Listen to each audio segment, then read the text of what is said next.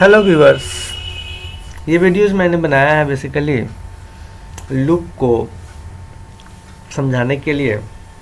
Loop का जो use है बेसिकली हम लोग करते हैं स्टेटमेंट्स को रिपीट करने के लिए।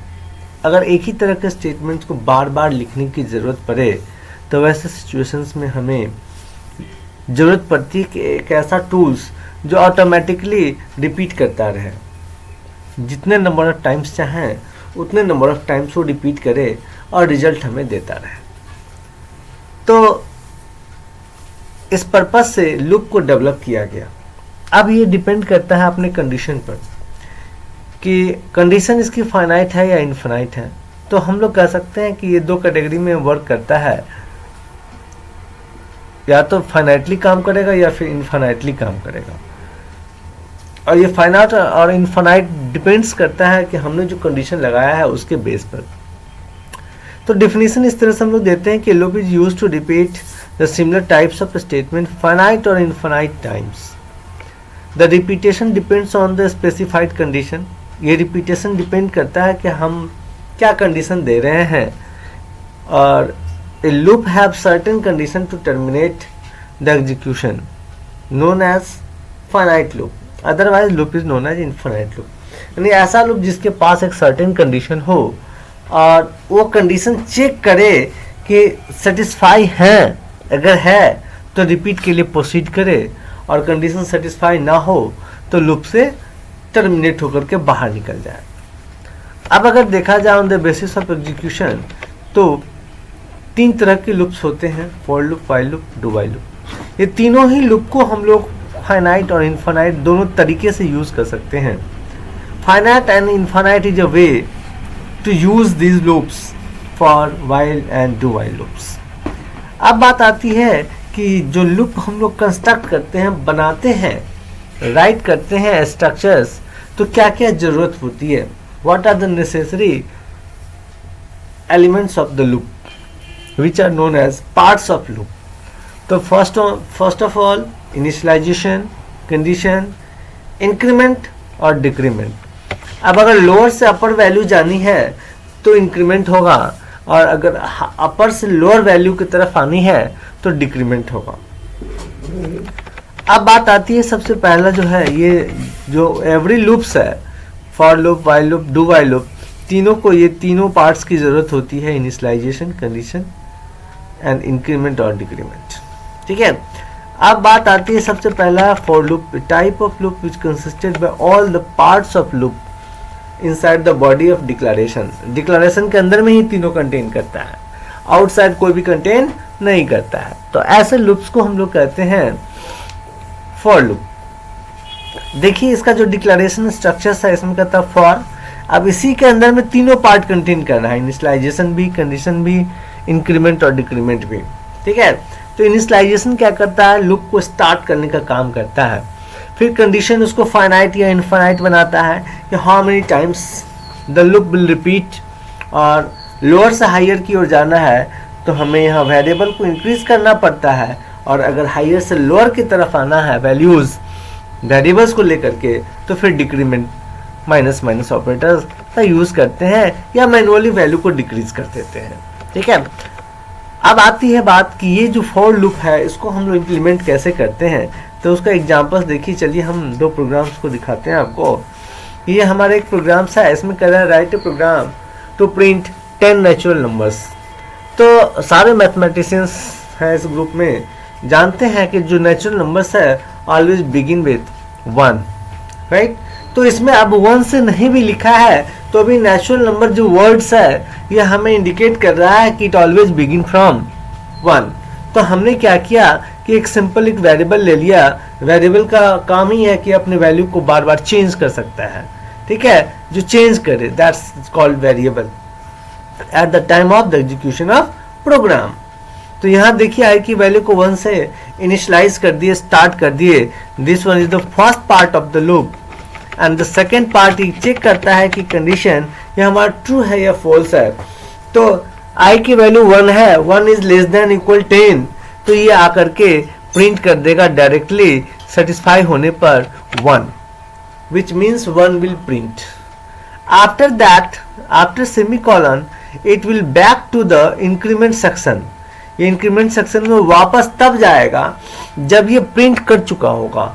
तो प्रिंट करने के बाद ये 1 इंक्रीज करेगी वैल्यू, और 1 + 1 the value will be 2। 2 less than 10 true, again ये प्रिंट करेगा। जितनी बार ये कंडीशन सेटिस्फाइड होगी ये प्रिंट करता जाएगा, प्रिंट करता जाएगा। ए time will come when the value will be 11। In that case 11 less than 10, 11 = 10, both are false, and then this loop will terminate and exit from the program। अब आते हैं, इसको रन करते हैं। देखिए ये 1 से लेकर के 10 तक के नेचुरल नंबर्स को प्रिंट कर रहा है। गुड, बहुत सिंपल क्वेश्चन था कि 10 नेचुरल नंबर्स प्रिंट करना था।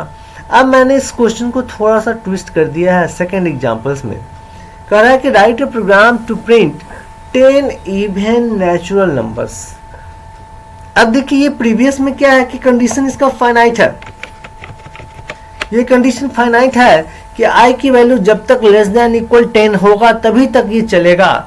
जब कभी i की वैल्यू 10 से ग्रेटर हो जाएगी तो ये कंडीशन स्टॉप हो जाएगा और ये जो लूप है हमारा टर्मिनेट हो जाएगा। और due to this reason this implementation of this loop is called finite loop. अब देखिए नेक्स्ट वन सिचुएशन क्या आ रहा है कि मैंने एक सिंपल एक क्वेश्चन दिया है कि write a program to print 10 even natural numbers. 10 even natural numbers. तो 10 इवन नेचुरल नंबर्स का मतलब है कि अब ये 10 नेचुरल नंबर चाहिए और वो कैसा हो, तो बाय प्रॉपर्टी इवन होना चाहिए। तो नेचुरल नंबर 1 से बिगिन होता है, उसके बाद 2, 2 के बाद फिर आएगा 4, 4 के बाद आएगा 6। बट ये हमें काउंट भी करना होगा कि how many natural numbers we have and already printed. कितने मैंने प्रिंट किया। अगर उसकी संख्या 10 हो गई then we needs to stop the loop, और अगर ऐसा नहीं हुआ तब तक प्रिंट करते रहना है। तो अब यहाँ पर हमें तो मेरे कंप्यूटर को तो पता नहीं है कि कब इसका 10 पुरने वाला है। तो अब ऐसा सिचुएशंस को हैंडल करने के लिए हम लोग क्या करते हैं कि इसमें एक अलग से काउंटर लेते हैं काउंटिंग करने के लिए कि कितने बार मेरे पास नेचुरल नंबर्स इवन जो था वो आ चुका है। इस लूप को चला देते हैं इनफाइनाइट टाइम्स। i = 1, i > 1, तो फर्स्ट टाइम i की value 1 is equal to 1, conditionally true. 1 mod divided 2, reminder 1 = 0, no. तो ये 1 की वैल्यू प्रिंट नहीं करेगा। जब 1 की वैल्यू प्रिंट नहीं करेगा तो ये जो काउंटर लिए हैं गिनने के लिए, काउंट करने के लिए कि how many times the even numbers was printed, ये भी प्लस नहीं होगा। अगले बार यहाँ से लौट के आया 2 is greater than 1, yes, conditionally true. Again आ गया 2 mod divided 2, रिमाइंडर 0, 2 प्रिंट कर दिया और सी जो 0 था ये प्लस प्लस होकर के यहाँ 1 हो गया। फिर अगले बार 3, 4, 5, 6 ये चलता रहेगा। ये तब तक चलेगा जब तक कि ये C की वैल्यू 10 ना हो जाए।